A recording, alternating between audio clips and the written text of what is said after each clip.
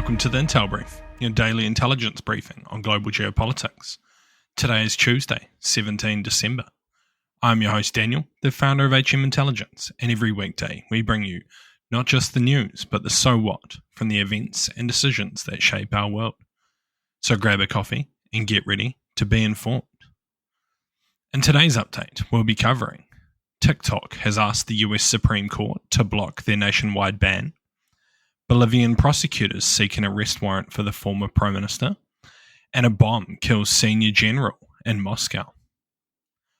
So firstly, TikTok has petitioned the US Supreme Court to block the federal law that will require its Chinese parent company, ByteDance, to sell the platform or face a ban, arguing that it violates the First Amendment right of its 174 million American users.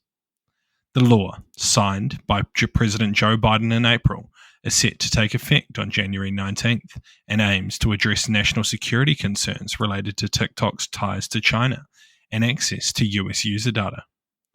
While TikTok denies sharing the data with Chinese officials, the US Justice Department maintains that the platform possesses a significant security risk.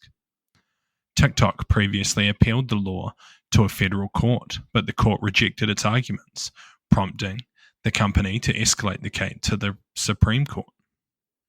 In an unexpected twist, former President Donald Trump, who is going to be the president soon, attempted to ban TikTok during his first term, expressed newfound support for the app, citing the role in connecting him to young voters. Trump remarked that he now has a warm spot for TikTok, signaling a shift in his stance as he prepares for his next presidential term. TikTok CEO Xiaozi Chu recently met with Trump in Florida, further highlighting the platform's strategic importance in US politics and its fight to remain operational in one of its largest markets. So what?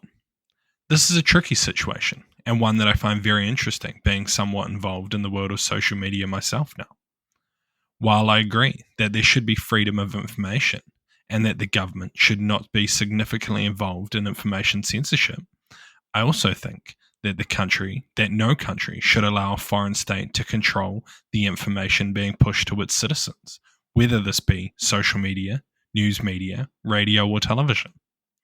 This is particularly important in the age of disinformation, where new technology such as AI can be used to significantly enhance these messages, allowing hostile groups to overwhelm a target audience with a certain narrative. Additionally, it is highly likely that not all information relating to this case has been made public, and that a large part of the reporting remains classified. The limitation proposed seems reasonable if ByteDance can ensure that they no longer confined to the Chinese state, then they should be allowed to operate, but this burden of proof needs to be significant. And next, Bolivian prosecutors have issued an arrest warrant for the former president as part of an investigation into allegations of statutory rape and human trafficking involving a 15-year-old girl.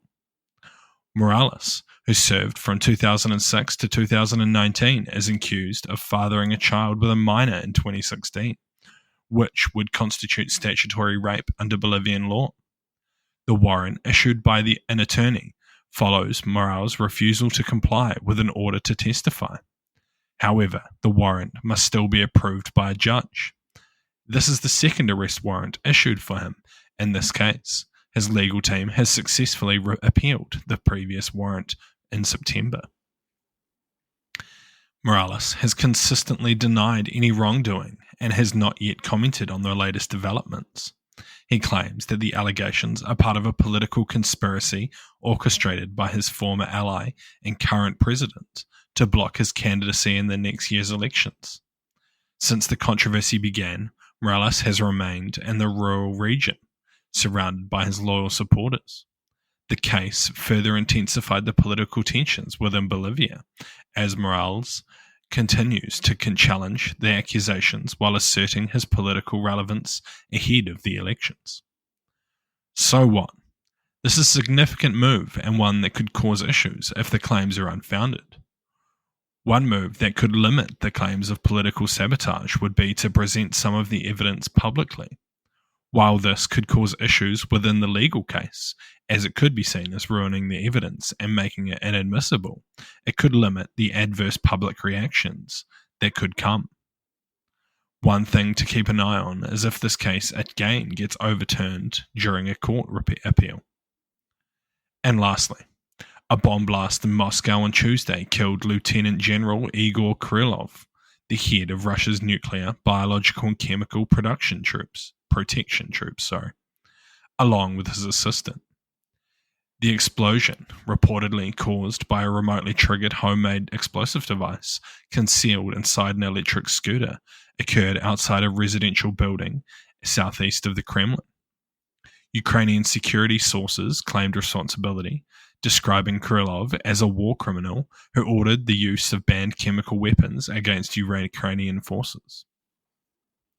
Russian state media reported that at least one other person died in the blast, while investigators continue to assess the scene and gather evidence. The incident has further escalated tensions between Russia and Ukraine, with former Russian Prime Minister Dmitry Medvedev vowing retaliation against Ukrainian leadership. The attack followed Ukraine charging Krylov in absentia a day earlier for allegedly deploying banned chemical weapons, accusations that Russia has denied. Britain has previously sanctioned Krylov and his forces in October for the use of toxic agents, including kryloperin, in the war. So what?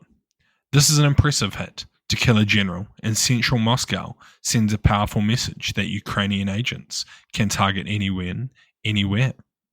While it is likely the security will be improved for people of this position in the short term, it will likely lapse over time if there are no follow-up attacks. Additionally, while the strategic effect of removing such a commander is positive, the second-order effect on other military leadership and possible targets is one of the biggest outcomes. This would be compounded if it was to happen again, which is unlikely, but always possible. Thank you for listening to the Intel Brief, your daily intelligence briefing on global geopolitics, brought to you by HM Intelligence. If you want to support the podcast, tell your friends to help them stay informed and leave us a 5-star review. Or if you want to learn more about intelligence, why not take one of our courses? They're all online, self-paced and affordable. Thank you for listening. I've been your host Daniel, and I'll see you next time.